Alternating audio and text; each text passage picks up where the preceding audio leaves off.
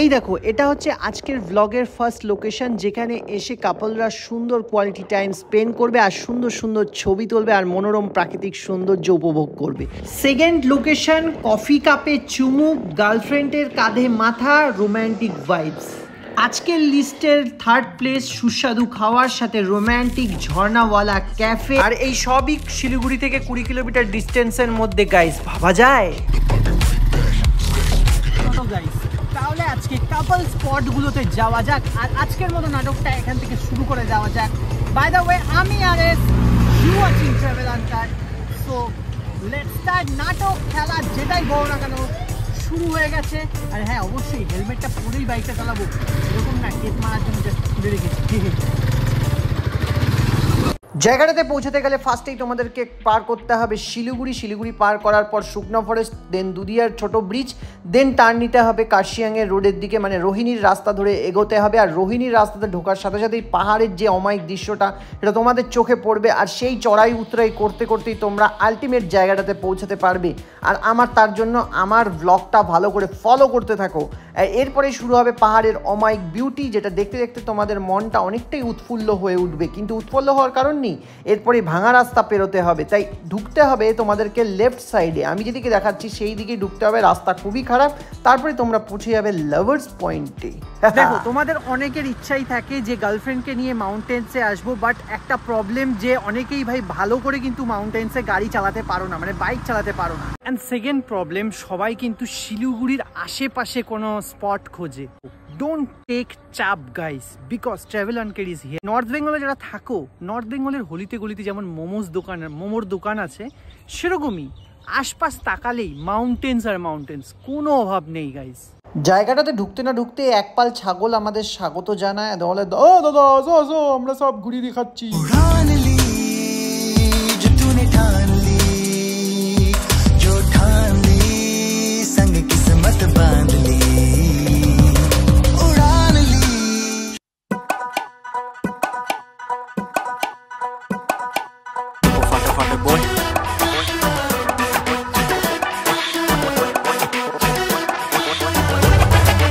Jamming production.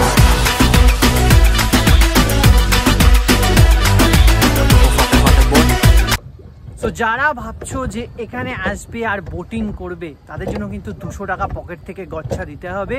আর এই ওয়েদারে আসলে, মানে এই যে রেইনি সিজনে আসলে কি হবে, গুড়ি গুড়ি বৃষ্টির সাথে গার্লফ্রেন্ডকে নিয়ে একটা রোম্যান্টিক ভাইবস পাবে। এখানে কিন্তু রোম্যান্টিক ভাইবে চারিদিকটা কেমন ভরপুর। अक्सर तेरी गलियों में रुक जाता हूँ, महसूस करता हूँ वहाँ तुझको, मैं यूं ही कहीं मुझ में ही खो जाता हूँ।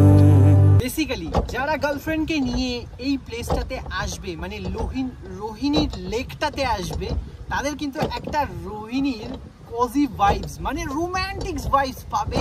কারণ গার্লফ্রেন্ডকে নিয়ে আসলে এখানে ঝিরিঝিরি বৃষ্টি, গার্লফ্রেন্ডের সাথে হাতে হাত কাঁধে কাঁধ, মানে একদম জমে ক্ষীর ব্যাপারটা হয়ে যাবে। এই প্লেসটা আমার এই আজকের ভিডিওর ফার্স্ট প্লেস, মানে যেখানে এসে তোমরা কোয়ালিটি টাইমস স্পেন্ড করতে পারবে গার্লফ্রেন্ড অ্যান্ড বয়ফ্রেন্ড, বাদবাকি ম্যারিড কাপলরা তো আসতেই পারবে।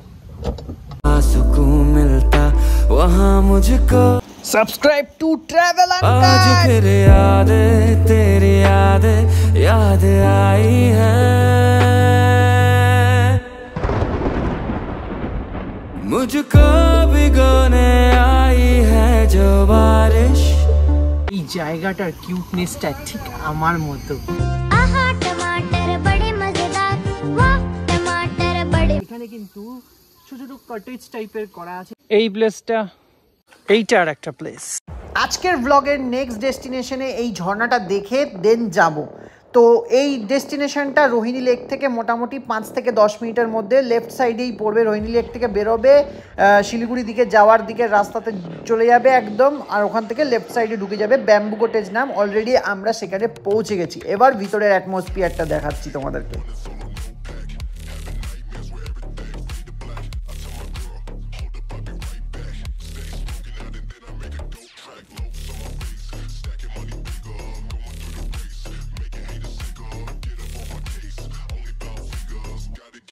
এটাকে বলে ভাই কোজি অ্যান্ড রোম্যান্টিক ভাইবস। আর এটা হচ্ছে আজকের ব্লগের সেকেন্ড লোকেশন, যেখানে এসে কাপলরা কাঁধে কাঁধ হাতে হাত রেখে একটা সুন্দর কোয়ালিটির টাইম স্পেন্ড করতে পারবে, কিছু স্ন্যাক্স কিছু লাঞ্চ সব খেতেও পারবে, রোম্যান্সও করতে পারবে, আর পাহাড়ের ওমাইক বিউটি সাথে এনজয় করতে পারবে। কফিটার লেভেলের টেস্ট আর প্রাইস ওয়াইজ ঠিক আছে ভাই, 40 রুপিস নিচ্ছে। আরও খাবার অর্ডার করেছি, খাবো গিলবো গোদ করে শুয়োরের মতো। এটাই তো আমার ব্লগ, এটাই তো আমার अक्सर तेरी गलियों में रुक সত্যি ভাই রোম্যান্টিক যেটাকে বলে সেটা হচ্ছে এখানে গুড়ি গুড়ি হালকা হালকা বৃষ্টি, সাথে এরকম একটা কফি, আর শুধু একজনকে রাখতে হবে পাশে। মানে একা আসলে এই ফিলটা নেওয়া যাবে না, ফিল নেওয়া যাবে টান্টুর ফিল, কিন্তু এটার ফিল নিতে গেলে কাউকে নিয়ে আসতে হবে। যারা এখানে লাঞ্চ করতে চাও তারা কিন্তু হালকা ফুলকাই লাঞ্চ করতে পারবে, সেরকম ওভার এক্সেস খাওয়ার অপশান নেই। বাট ঠিক আছে, এখানে আমি যেমন নিয়েছি এটা বাটার চিকেন আর দুটো এমনি নর্মাল রুটি। প্রাইস ওয়াইজ পাহাড়ে যেহেতু খাচ্ছি না, একটু আমার প্রাইসটা বেশি মনে হয়েছে, কিন্তু টেস্ট যদি ঠিক হয়ে যায় তাহলে ঠিকই আছে, কোনো ব্যাপার না। রুটি দিয়ে এরকম হালকা করে গ্রেভিটা নেবে, আর এরকম কোজি ভাইবসে মানে রোম্যান্টিক ভাইবসে এই বাটার চিকেনটা মনে হয় ডিলিশিয়াসই লাগবে। খাওয়ার আগে বলছি গাইস, বেশ ভালো খেতে।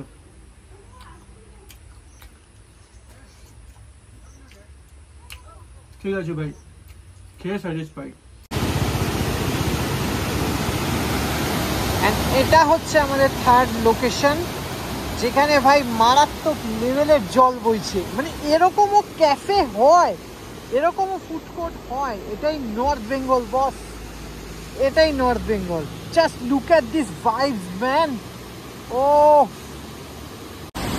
এটা হচ্ছে এখানকার নামার সিঁড়ি, আর এই মুহূর্তে ভাই আমি নিচে নামছি, আর উপর থেকে ভাই একটু জল আমার মাথার উপরে পড়ে গেল। আর কি ভয়ানক নদী, এরকম নদী আর সাথে এরকম একটা ক্যাফে।